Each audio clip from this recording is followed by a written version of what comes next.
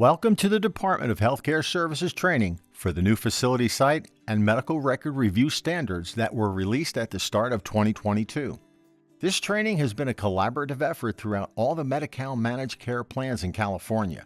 A special thank you to all the participating plans who made this training possible. Welcome.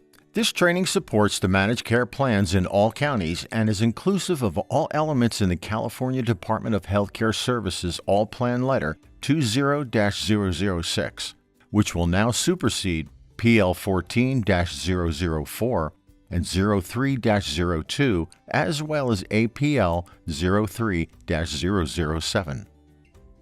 DHCS has updated the FSR and MRR standards and criteria to reflect current guidelines of professional organizations such as United States Preventive Services Task Force, or the USP-STF, the Centers for Disease Control, or the CDC, and American Academy of Pediatrics, AAP. During this presentation, you will hear references to the Staying Healthy Assessment, SHA, which is DHCS's version of the Individual Health Education Behavioral Assessment, IHEBA. The agenda for this training is as follows. We will be discussing format changes and documentation changes. There are no updates to the coordination component of the standards. We will be going in-depth for pediatric prevention and adult prevention. For our OB-PCP providers, we have provided a downloadable presentation for your convenience, along with a resource guide with clickable links.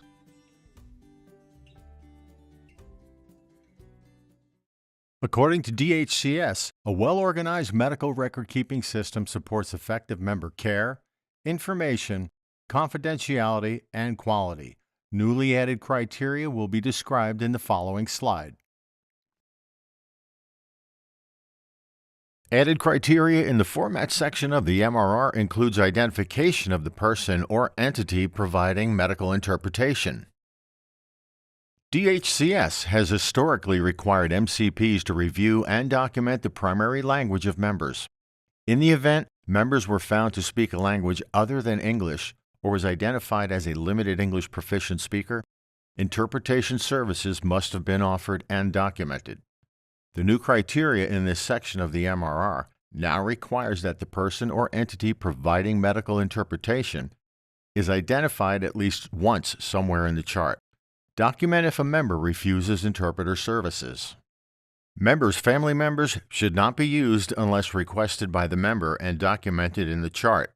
Minors should never be used. Health plans like the one assigned to conduct your audit have free interpreter services available. You're encouraged to use them. Remember, if bilingual staff are asked to interpret, they should be qualified to do so. All medical record documentation must be in English. Obtaining a signed copy of the Notice of Privacy is the other added criteria in the format section of the MRR.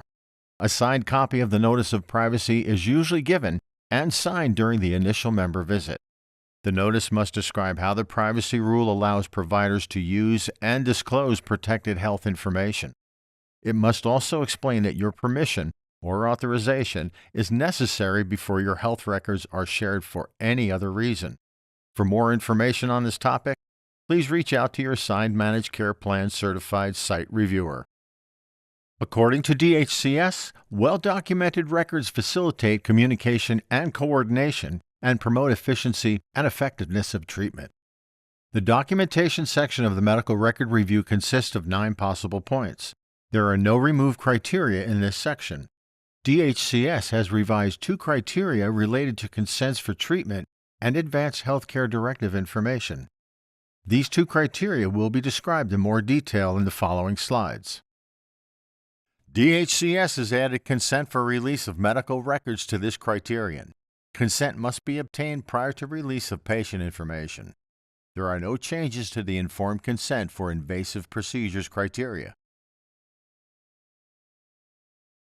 Under this revised documentation criteria, the physician orders for life-sustaining treatment or POST form and 5 wishes are acceptable in lieu of an executed advanced healthcare directive, provided members have appropriately completed these forms and necessary parties have signed.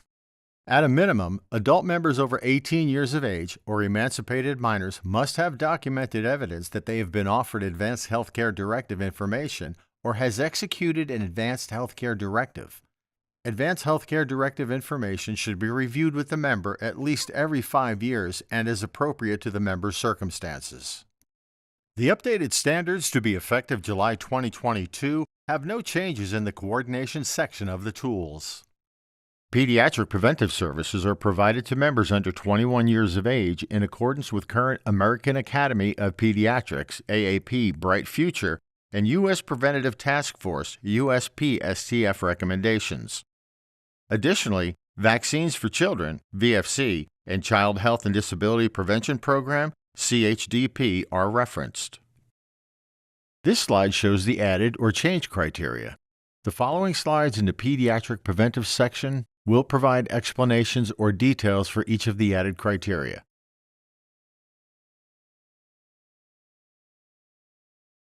Alcohol use disorder screening and behavioral counseling is for all children 11 through 21 years of age and reviewed at each well visit. When a screening reveals unhealthy alcohol use, brief interventions must include the following: feedback to the patient regarding screening and assessment results, a discussion of negative consequences, provide support as they make behavioral changes, encourage agreeing to a follow-up plan. The AAP recommended assessment tool is available at CRAFT.org or CRAFFT.org. Anemia screening and risk assessments should be performed at 4, 15, 18, 24, and 30 months. Then starting at age 3, anemia screenings are required annually. A one-time serum hemoglobin testing must be completed at 12 months of age. Acceptable evidence of anemia screening include evaluating a patient's diet, nutrition supplement intake, menstrual status, as well as considering the patient's medical history of chronic conditions seen here in this slide. The goal of autism spectrum disorder screening is to help identify children who are at risk of an ASD at an earlier age. Surveillance is the ongoing process of identifying children who may be at risk of developmental delays due to autism spectrum disorders, or ASD, and should occur at every preventive visit throughout childhood. Screening with a standardized developmental tool must be completed at 18 and 24 months, or whenever concerns are raised through the ongoing surveillance process. Results, scores, or completed tools must be available in the medical record. The criteria for blood lead testing was expanded to include anticipatory guidance.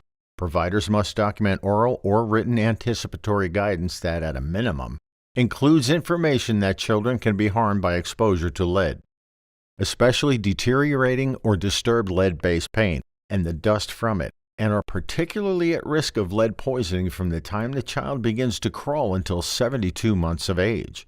The anticipatory guidance must be provided to the parent or guardian at each periodic health assessment, starting at 6 months of age and continuing until 72 months of age. The California Department of Public Health's Childhood Lead Poisoning Prevention Branch, CLPPB, issued guidelines which include minimum standards of care a network provider must follow when conducting blood lead screening tests, interpreting blood lead levels, and determining appropriate follow-up. Managed care plans are tasked with ensuring their network providers follow the CLPPB-issued guidelines. Refer to the downloadable Improving Quality of Care and reference links for the California Department of Public Health, CDPH, California Lead Prevention Program Branch, CLPPB, and CDC for recommended actions based on BLL levels. The AAP recommends blood pressure measurement in infants and children with specific risk conditions be performed before age 3. Otherwise, starting with the third-year well-child visit, blood pressures are to be measured and documented annually. The dental oral health assessment criterion includes inspection of the mouth, teeth, and gums at every health assessment visit. Discussion of dental homes shall be documented. When a dental home is not established, a full dental assessment shall be performed at each well visit. If a dental problem is detected or suspected at any age, children should be referred to a dentist. Beginning at 12 months of age, all children must be referred to a dentist annually. Fluoride supplementation starts at age 6 months and follows the AAP Bright Futures recommendations. The aim of the risk assessment for fluoride supplementation is to assist providers in achieving maximum protection against dental cavities. Sources of fluoride include drinking water, infant formula, fluoride toothpaste, prescription fluoride supplements, fluoride mouth rinses, professionally applied topical fluoride, and some food and beverages. The AAP and USPSTF recommends that primary care clinicians apply fluoride varnish to the teeth of all infants and children starting when teeth erupt. Documentation of seeing a dentist without specific notation that fluoride varnish was applied at the dentist office does not meet the criterion. Depression screening starts at age 12 and annually thereafter. Must be completed using the PHQ-2 or other approved tools. The Staying Healthy Assessment, or SHA, is not an accepted tool for depression screening. If a member presents with suspected depressive symptoms, the PCP must take measures to ensure appropriate interventions are taken. The American Academy of Pediatrics has added 2 topics to be discussed with your adolescent members. The first one is suicide risk screening. Starting at 12 years old, screen for suicide risk at each well visit using one of the following tools: the Ask Suicide Screening Question, ASQ, or PHQ-9, modified for teens, or PHQ-9A. There are other validated screening tools that consist of 3 suicide-related questions. 1. Thoughts of death. 2. Wishing you were dead. 3. Feeling suicidal within the past month. If any of the above gets a positive response, make sure to refer the patient at risk to behavioral health. More information will be given as AAP finalizes their guidelines. In addition to adolescent depression screening, maternal depression screening has been added to well-child visits. Since a mother's mental health directly affects the infant's health, when infants are brought in by their biological mother at the 1, 2, 4, and 6-month visits, screening for maternal depression should be completed. If maternal depression is identified, referring the mother and infant for treatment is the necessary next step. The Edinburgh Postnatal Depression Scale, EPDS, was developed to assist health professionals in detecting mothers suffering from postpartum depression, or PPD. Other screening tools include the PHQ-9. It is important to identify developmental disorders as early as possible. Screening tests for developmental disorders should be administered at the 9, 18, and 30-month visits. You may perform the 30th month developmental screening at the 24th month visit. Examples of screening tools are Ages and Stages Questionnaires, ASQ, and Child Development Inventory, CDI. Per this periodicity, developmental surveillance is a key component of every well-child visit. Along with the administration of standardized screening tests at the 9, 18, and 30-month visits with an autism screening at 18 and 24 months. Developmental concerns raised on surveillance at any visit should be followed by a standardized screening test or direct referral to intervention and specialty services. Developmental surveillance and screening together are more likely to identify the 1 in 6 children with a developmental disability. Identifying these children is important so they can receive early intervention services that help improve skills, abilities, future school performance, and later success in life. Developmental surveillance is a component of every well-care visit for the provider to ask parents or guardians if they have any worries about their child. The components of developmental surveillance include addressing parental concerns, obtaining a relevant developmental history, making accurate and informative observations of the child, and offering anticipatory guidance or referrals to specialty providers if needed. This slide shows examples of validated tools used to screen members 11 through 21 years of age for drug misuse. Dyslipidemia is a growing problem in our country. This is why we are asking our pediatricians to perform dyslipidemia risk assessments at 2, 4, 6, and 8 years of age. After age 8, an annual risk assessment shall be part of the well-child visit. Risk factors include family history of cardiovascular disease in a parent, grandparent, aunt, uncle, or sibling, or assessing the child for childhood-adolescent obesity, hypertension, diabetes, or tobacco use. Furthermore, between ages 9 through 11 and again at 17 and 21, a lipid panel is required to be ordered and documented. Non-audiometric screenings, such as gathering of birth, family history, child's history of ear infection, and the signs and symptoms of hearing loss, shall be performed at each well visit from newborn to age 21. Pediatrician should confirm that the newborn audiometric screening was performed using a newborn hearing screening at the hospital or at a specialty facility. Audiometry evaluation with an audiometer at the primary care facility will start at 4 years of age and includes follow-up care as appropriate.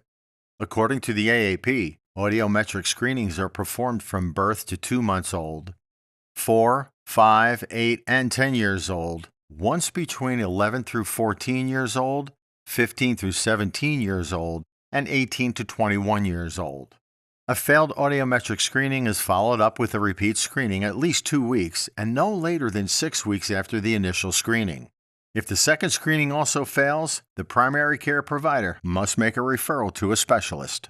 Although we are in a pediatric section, we would like to discuss young adults 18 through 21 and Hep C screening.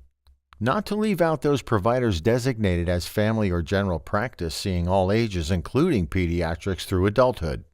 Per AAP, all individuals 18 and older should have screening documented for risk of hepatitis C, HCV. If risk is evident, order the appropriate lab test between 18 and 21. If risk is not evident up through age 21, the member's adult provider must have at least one test by age 79. An HIV assessment shall be completed at each well-child visit starting at age 11. It is critical to discuss sexual health and risky behaviors with our adolescent population. Testing for HIV once between the ages of 15 and 18 have been added while making every effort to preserve confidentiality of the adolescent. Some risk factors of HIV infection to consider include sexual activity, injection drug use, or being tested for STIs. If any of the risk factors are present, test for HIV and offer pre-exposure prophylaxis, or PrEP. An annual reassessment is important to determine subsequent HIV testing needs and to determine any other risk level. Psychosocial behavior and emotional disorders are common and often undetected and therefore not treated. The cited AAP publication lists the following statistics. 37 to 39% of children in the U.S. will have a behavioral or emotional disorder diagnosed by 16 years of age. Evaluation and promotion of optimal child development and well-being within the context of the family is an important step to identify concerns. There are several screening tools such as ACES, PSC, SDQ, SWYC available for use in the pediatric office. Documentation of the family and peer dynamics and how the child relates to others is also acceptable to meet this requirement. The goal is to help teens reduce risks and negative health consequences associated with adolescent sexual behaviors. We accomplish this by 1. Establishing alone private time with adolescent members starting at age 11. 2. Discussing sexual health and risky behaviors. 3. Developing a good rapport with your adolescent members by providing confidentiality. 4. Routinely assess if the adolescent has ever, is currently, or is considering engaging in sexual activity. One approach to opening the discussion on sexual behaviors is to review the sexual activity questions found in the SHA, even if the adolescent's response to those questions was no or skip. AAP offers a mnemonic phrase, HEADS, which stands for Home Environment, Education and Employment, Eating, Adolescent Peer-Related Activities, Drugs, Sexuality, Suicide, Depression, and Safety from Injury and Violence, including social media use. Such routine annual activities will promote a positive sexual health. The second AAP topic to screen the adolescent member for is sudden cardiac arrest and sudden cardiac death. Starting at 11 years old, Screen at each well visit and refer to a pediatric cardiologist or electrophysiologist if positive for any of the following: fainting or passing out, sudden unexplained seizure or seizures without warning, especially during exercise or in response to sudden loud noises, any exercise-related chest pain or shortness of breath, or family history of death from heart problems or had an unexpected sudden death before age 50. More information will be given as AAP finalizes their guidelines. AAP recommends all members 11 through 21 at each well visit shall be screened for tobacco use. Tobacco use is the leading preventable cause of death in the United States. Tobacco cessation services have been demonstrated to be both clinically and cost-effective.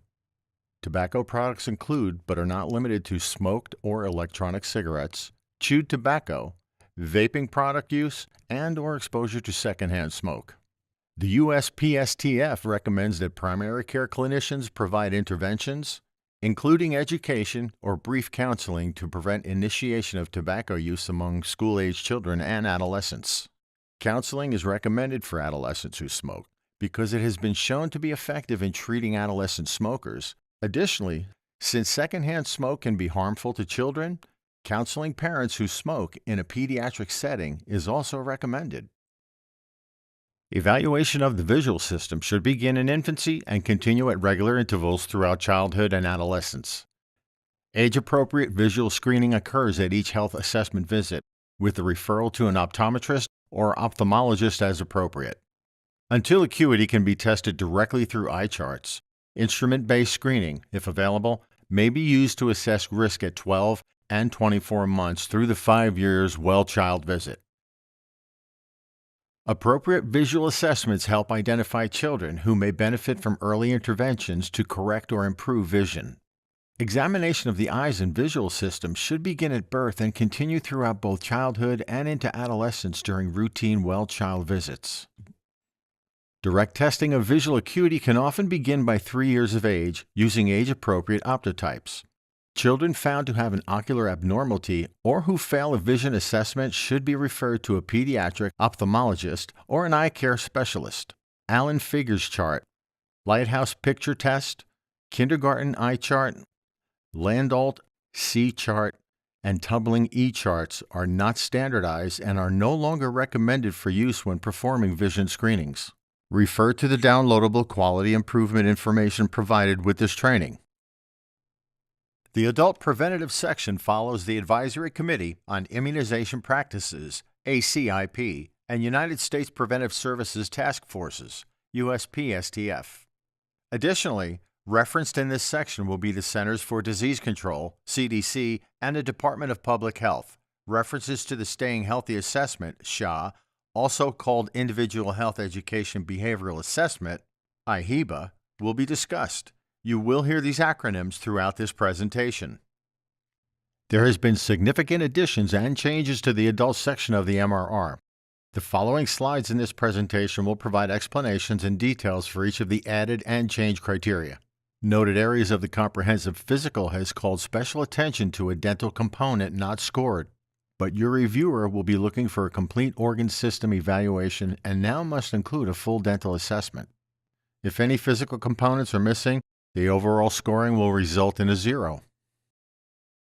A review of the organ systems that include documentation of inspection of the mouth or seeing dentist meets the criteria for dental assessment during a comprehensive history and physical. Abdominal aneurysm ultrasound is a one-time screening for men between 65 and 75 who have ever smoked more than 100 cigarettes in their lifetime. It is recommended to perform this screening as early as possible to diagnose and treat a problem as soon as a member enters the high-risk age group of 65. To determine adult alcohol misuse, the SHA-IHEBA may be used to identify risk. Audit tools are available such as Audit or Audit C, and these are expanded tools to assist in identifying members who may need behavioral intervention. After determining behavioral intervention is needed, a clinician shall either provide 3 15-minute counseling sessions or refer to behavioral health. Followed by the reevaluate annually, The downloadable quality improvement and resource guide will provide valuable links to assist in treatment modality. Although the cervical cancer screening may look the same as previous guidelines, these updated standards have addressed the HPV co-testing for women 30 through 65. Cervical cancer screening can now be performed every 5 years with an HPV test and every 3 years for the same age group without an HPV co-test. Document follow-up for all abnormal testing results.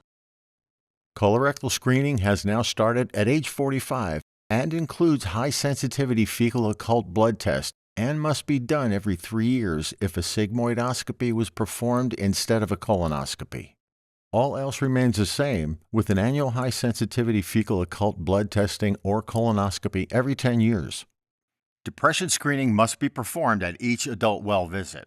Screening tools recommended are either versions of the Patient Health Questionnaire, PHQ, and Edinburgh Postnatal Depression Scale, EPDS.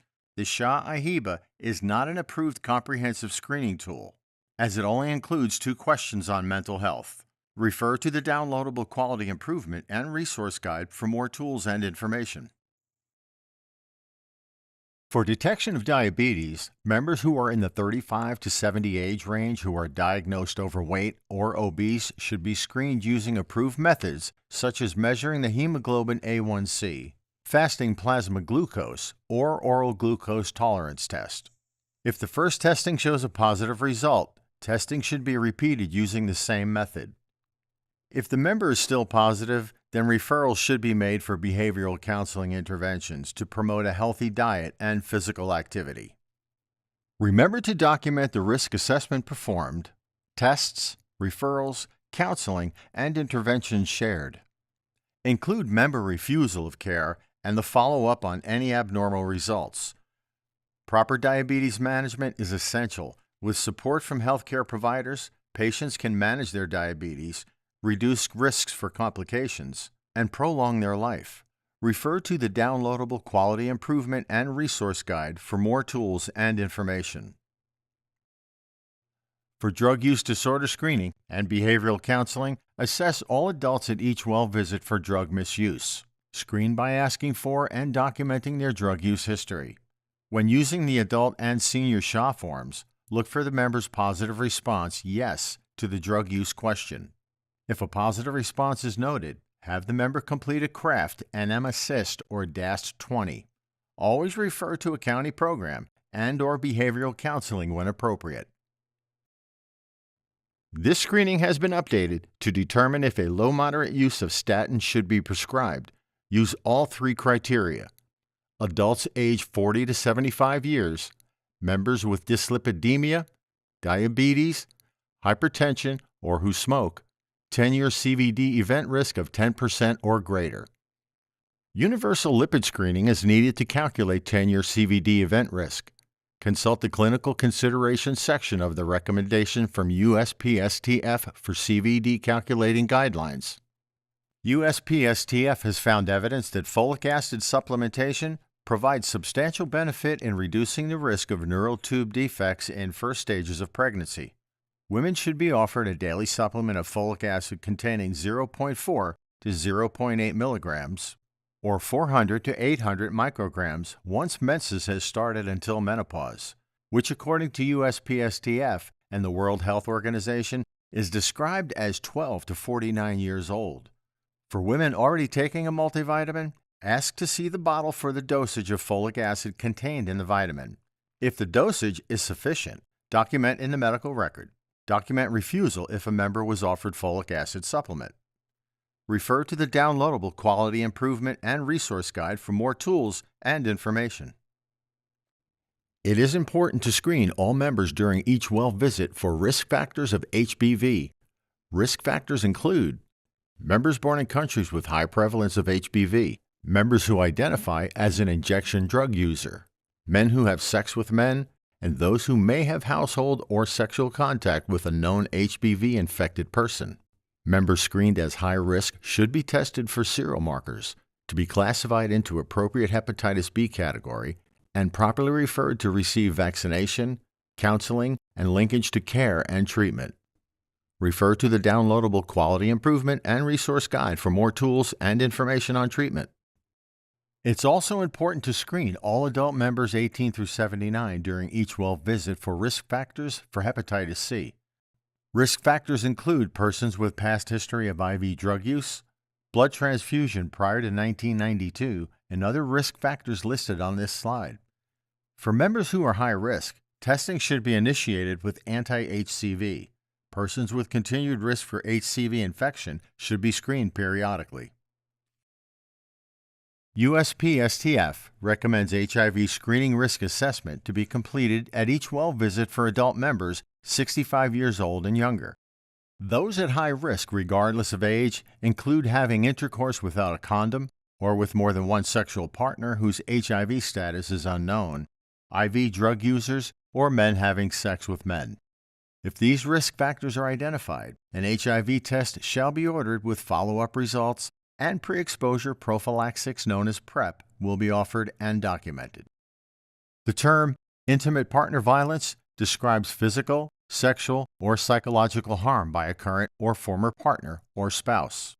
IPV shall be screened for at each well visit as part of a standardized component of a routine physical exam for women of reproductive age, which are from 12 to 49 years old, according to USPSTF and the World Health Organization. This type of violence can occur among heterosexual or same-sex couples and does not require sexual intimacy. When evaluating whether a member needs lung cancer screening, we want to look at members aged 50 through 80 smoking history.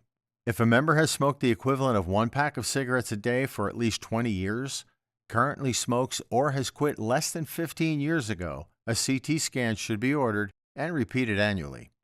Screening should be discontinued once a person reaches 15 years of continuous non-smoking or develops a health problem that substantially limits life expectancy or the ability or willingness to have curative lung surgery. Refer to the downloadable Quality Improvement and Resource Guide for more tools and information.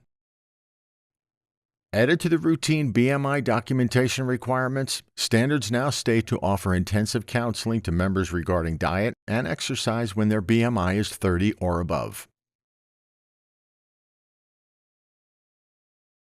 When determining risk for osteoporosis in women, we want to take into consideration age, history, and lifestyle. Women 65 and older, or women who are postmenopausal at any age who may have had a family or personal history of hip fracture, smoke, have excessive alcohol consumption determined by the Shah-Ahiba, or low body weight, should have a bone measurement testing ordered, also known as a bone density screening. Risk assessments shall be completed at each well visit. In addition to chlamydia, 4 STI screenings were added to the standards for review. Screen all adults for STI at each well visit. Members identified as high risk between well visits shall be tested annually. For gonorrhea and chlamydia, the following high-risk populations are sexually active women under 25 years old, older women who have new or multiple sex partners, men who have sex with men regardless of condom use, and persons with HIV. Syphilis, men who have sex with men regardless of condom use, and persons with HIV should be screened annually. Continuing with STI screening criteria, we have testing for trichomonas should be completed for sexually active women seeking care for vaginal discharge, women who are IV drug users, exchanging sex for payment, HIV positive, or have history of STDs. Testing for herpes should be completed for sexually active men and women requesting STI evaluation who have multiple sex partners. HIV-positive individuals and men having sex with men who have undiagnosed genital tract infection. Test sexually active men and women with genital symptoms that could be related to herpes. These screenings shall be done at each well visit or as needed until age 65, but continue after age 65 if risk is identified. Members determined to be at risk shall be offered intensive behavioral counseling on use of appropriate protection and lifestyle.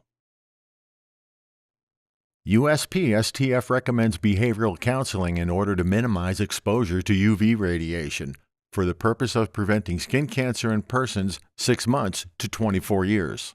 Examples to minimize exposure may include sunscreen use, protective clothing, avoiding midday sun, brimmed hats, sunglasses, umbrellas, and staying in the shade. Since tobacco use is the leading preventable cause of death in the United States, screen all adults during well visits for tobacco use. Tobacco products include, but are not limited to, smoked or electronic cigarettes, chewed tobacco, vaping products, and exposure to secondhand smoke. Document current smoking status, past smoking history, and/or secondhand smoke exposure. The USPSTF recommends that primary care clinicians provide interventions, include education or brief counseling if the PCP identifies tobacco use and the member expresses a desire to quit. FDA-approved tobacco cessation medications are available and can be prescribed. To determine benefit versus harm prior to prescribing any tobacco cessation treatments for our pregnant members, consult USPSTF recommendations. Refer to the downloadable Quality Improvement and Resource Guide for more tools and information. Providers should assess for vaccination status of all vaccine-preventable diseases at each well visit according to the Advisory Committee on Immunization Practices, ACIP. The following are added standards to be assessed at periodic health evaluations. Zoster vaccines such as Shingrix, starting at age 50, which is a 2-dose series. To meet the criteria for varicella and MMR, assess for immunity through titers or childhood-acquired infection. If unable to determine, offer the vaccines and document results or refusal. We have not forgotten the amazing clinicians who take care of our expectant mothers along with their primary care needs. We have added the OB portion of the new standards to the downloadable PDF that contains the improving quality of care and reference links. This concludes the medical record update. To assist in implementing the requirements, the expandable area below has downloadable printable PDFs of this presentation along with a presentation titled Improving Quality of Care with reference links. On behalf of all your Medi-Cal plans, we want to thank you for taking the time to learn and support our members. Congratulations! You have completed the FSR and MRR training videos. If you have any questions about any topic discussed in these presentations, please contact your nurse reviewer. We look forward to a very long and successful relationship.